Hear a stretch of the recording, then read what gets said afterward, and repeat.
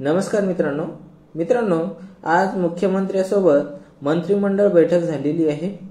या मंत्रिमंडळ बैठकीमध्ये 6 महत्त्वाचे शासनाने निर्णय घेतले आहेत। ते कोणकोणते निर्णय आहेत आणि कोणाकोणाला फायदा होणार आहे ते या व्हिडिओच्या माध्यमातून आपण पाहणार आहोत।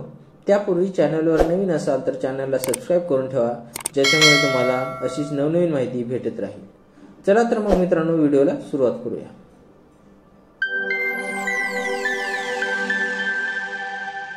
आशा स्वयंसेविका, अंगणवाडी सेविका, गट प्रवर्तकांना सानुग्रह अनुदान देण्याचा निर्णय आज झालेल्या मंत्रिमंडळ बैठकीमध्ये घेण्यात आलेला आहे।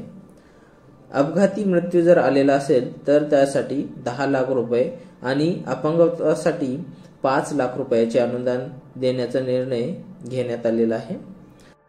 याच्यासाठी प्रतिवर्षी अंदाजे 1,05,00,000 रुपये इतका निधी मंजूर करण्यात आलेला आहे आणि हा निर्णय जो आहे तो 1 एप्रिल 2024 पासून लागू करण्यात आलेला आहे।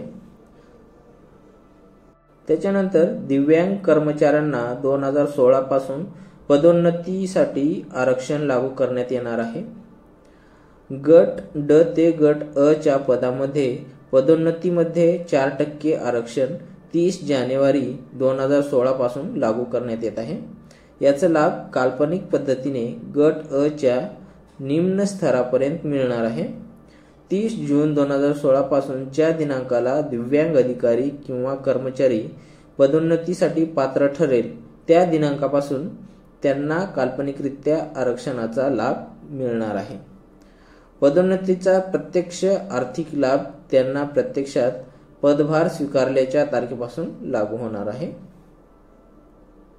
त्याच्यानंतर शेती पिकांचे नुकसान ठरविण्यासाठी लवकरात लवकर अद्ययावत प्रणाली विकसित करावी, जेणेकरून ही नुकसान भरपाई अधिक पारदर्शकतेने व अचूकपणे देता यावी, यासाठी आज झालेल्या मंत्रिमंडळामध्ये हा निर्णय घेण्यात आलेला आहे। त्याच्यानंतर बृहन्मुंबईमध्ये न्यायिक अधिकाऱ्यांसाठी 51 सदनिका हे भाडे तत्वावर उपलब्ध करण्यास मान्यता मिळालेली आहे आज झालेल्या मंत्रिमंडळ बैठकीमध्ये। त्याच्यामध्ये माझगाव येथील पारिजात इमारतीत 16, केदार इमारतीतील 3 अशा 19 न्यायिक अधिकाऱ्यांना आणि नव्याने निर्माण झालेल्या पदाच्या अनुषंगाने 32 अशा 51 सदनिका ऑक्टोबर 2024 ते ऑक्टोबर 2027 या 3 वर्षाच्या कालावधीसाठी भाडे तत्वावर घेण्यात आलेले आहेत। एका सदनिकेचे एका महिन्याचे कमाल भाडे हे 1,20,000 असून त्यामुळे 51 सदनिकेसाठी एका वर्षाच्या 7,34,40,000 इतक्या भाडे खर्चास मान्य। त्याच्यानंतर नाशिक जिल्ह्यातील अंबड येथे MIDC ला विस्तारीकरणासाठी 16 हेक्टर शासकीय जमीन विनामूल्य दरात उपलब्ध करून देण्याचा निर्णय या बैठकीमध्ये घेण्यात आलेला आहे। या जमिनीची किंमत 24,02,40,000 इतकी आहे।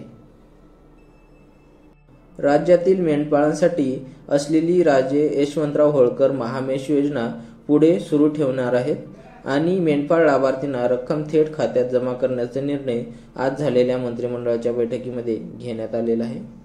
तर मित्रांनो, अशा प्रकारचे हे 6 शासन निर्णय हे मंत्रिमंडळ बैठकीमध्ये घेण्यात आलेले आहेत। तर मित्रांनो, तुम्ही सविस्तर वाचून घेऊ शकता। धन्यवाद मित्रांनो। जय हिंद, जय महाराष्ट्र।